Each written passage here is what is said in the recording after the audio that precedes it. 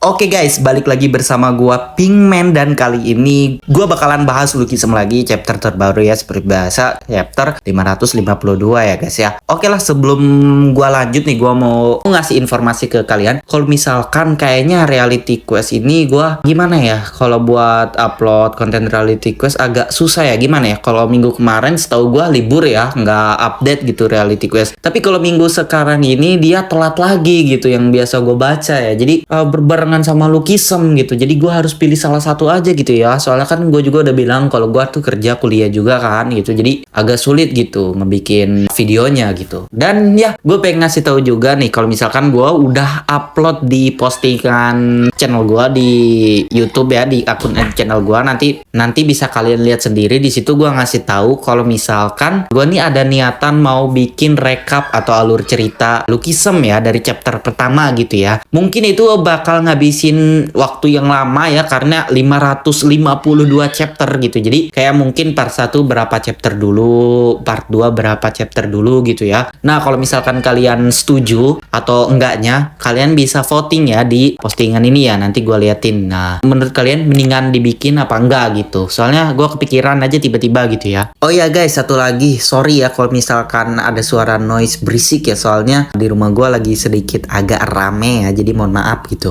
Oke lah guys, langsung aja kita ke ceritanya.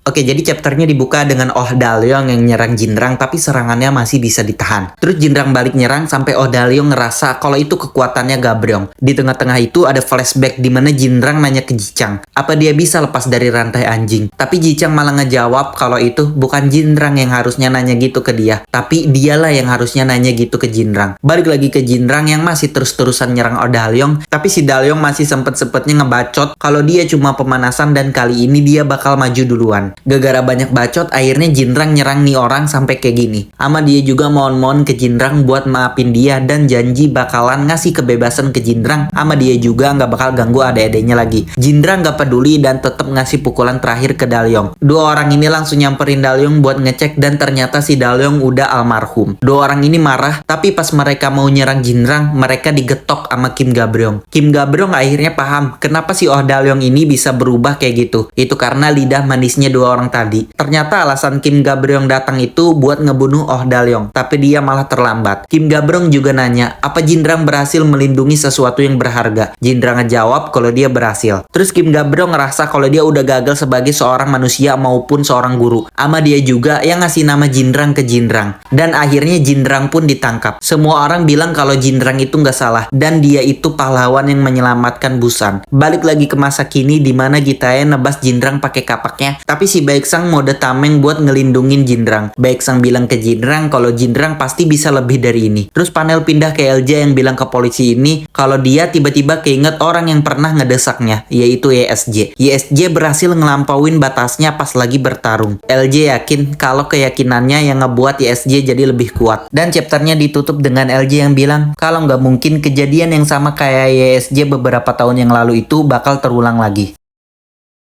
Oke guys, jadi itulah chapter terbaru ya dari chapter ini. Nah, ini menarik nih chapter kali ini ya. Ternyata beberapa dugaan kita semua ini bener ya. Yang pertama itu si Baeksang itu bakalan jadi mode tamengnya si Jinrang ya. Jadi dia bakalan kena kapaknya si Gitae gitu ya. Dan apakah mati atau enggak? Kalau kata gua enggak ya, enggak bakal mati sih. Tapi nggak tahu dah. Kayaknya itu nggak sampai mati, kayaknya cuma luka-luka parah kayaknya ya. Dan selanjutnya lagi yang benar itu adalah ketangkepnya Jinrang itu ternyata karena ngebunuh si Oh Dalyong. Jadi gila ya, tonjokannya itu bisa ngebuat orang mati juga gitu. Jadi ini udah fix ya, teori-teori yang kita ini benar ya gitu. Ya ngerti lah pokoknya gitu. Dan ternyata juga sebentar ya ini chapter ininya, nggak terlalu lama ya. Jadi ya bagus lah, nggak terlalu lama juga gitu. Terus nih ada karakter baru nih, polisi yang ngomong sama LJ nih. Ini nih siapa siapa gitu. Nah, mungkin ini 10 orang jenius kah? Atau gimana? Kemungkinan iya ya. Kalau menurut gue ini orang dalamnya LJ gitu. Jadi dia meskipun LJ ditangkap mungkin bisa bebas karena orang ini mungkin. Dan kalau kata gue dia nggak cuma sekedar polisi sih kayaknya. Kalau lihat dari postur tubuhnya itu dia kayaknya boleh juga gitu kan. Dan harusnya di chapter depan itu si Jinrang itu awakening ya. Jadi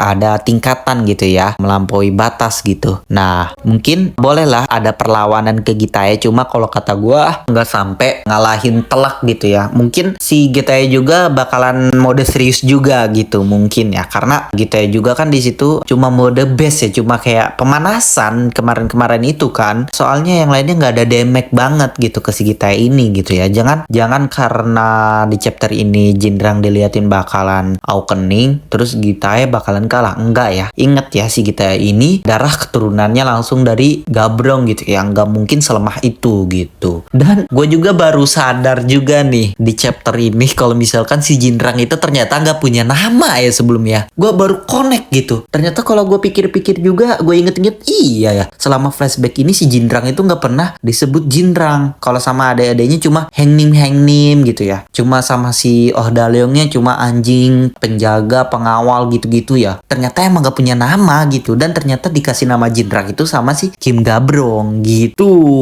Dan sejujurnya gue kira arc-nya flashback ini bakalan lama gitu. Ternyata nggak terlalu ya, lumayan lah sebulan mah ada lah, sebulan mah gitu. Dan pastinya juga chapter depan itu bakalan fokus ke panggungnya Jinrang gitu ya. Mungkin PS nggak ikutan. Kalau misalkan PS sampai ikutan itu ngerusak sih kalau kata gue sih. Harusnya jangan dulu kasih panggung dulu buat Jinrang gitu. Kasian lah. Dan pastinya nggak lama setelah ini ya kalau menurut gue bakal nyeritain tentangnya si Incheon. Kayaknya ini mah. Dan gue nemu beberapa komentar yang berteori yang katanya gini, kalau misalkan chapter depan itu Gitae versus Jinrang itu nanti bakalan kasusnya kayak Ilhae pas lagi lawan Big Deal katanya, nanti bakalan ada polisi datang. Nah, polisi ini ngenahan si Jinrang lagi. Tapi polisi ini, si Jinrang ini dibawa ke tempat LJ dan itu ternyata ulahnya LJ. Pakai orang dalemannya itu, yaitu yang ini, yang polisi ini gitu katanya gitu. Dan setelah itu sisa Gitae, nah Gitae bakal ngelawan PS dan lain-lain katanya gitu. Cuma itu menarik juga tapi kayaknya enggak sih. Tapi itu bisa jadi juga sih kemungkinan. Oke lah guys, kayaknya untuk pembahasannya cukup sekian aja ya untuk video kali ini. Ya jangan lupa untuk vote ya tadi itu